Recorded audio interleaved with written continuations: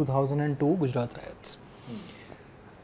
You were the last journalist जिनके साथ नरेंद्र मोदी जी ने गुजरात राइट्स के बारे में जिक्र किया है. So in 2012 that was the last time he ever spoke on Gujarat riots. So it was a very peculiar choice to speak to a journalist is opposed to him is a editor of an Urdu newspaper. नहीं सिर्फ यही नहीं, मैं उस time TV channel से बहुत आता था, virtually on every channel I was there, और मैं सब जगह उनको कंडेम कर रहा था, क्रिटिसाइज कर रहा था, और मैं उन्हें फाशिस्ट कहता था, बहुत कुछ कहता था. मैं शादी में गया था हेमा मालिनी जी की बेटी की, ईशा की, महेश भट्ट थे, हम थे, तो सलीम खान ने कहा कि तुम मोदी का इंटरव्यू क्यों नहीं करते. मैंने कहा मुझे क्यों इंटरव्यू देगा यार, मैं तो विरोधी हूँ, मैं तो जानता नहीं उसको, ना मेरे अप्रोच है वहाँ पे.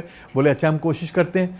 तो 8-10 दिन बाद मुझे फ़ोन आया उनके एक पीए का कि आप इंटरव्यू करना चाहते हैं. मैं करना चाहता हूँ, सवाल भेज दीजिए. मैं सवाल नहीं भेजता, मैं सवाल तो मैं हाथ के हाथ बनाता हूँ, सवाल में से सवाल निकालता हूँ और मैं पूछता हूँ, तो मेरे लिखे हुए सवाल नहीं होते हैं. तो मैंने कहा लेकिन मेरी एक शर्त है कि मैं सिर्फ दंगे पे करूँगा, मैं गुजरात के विकास पे नहीं करूँगा, उसके लिए बहुत सारा बाकी सारे चैनल मौजूद हैं.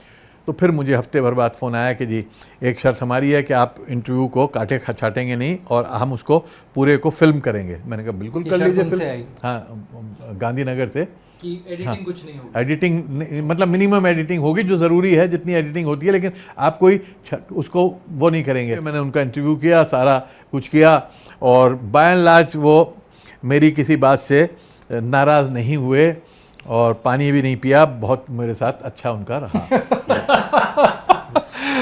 Do you think you asked him questions tough enough? Absolutely. I asked him.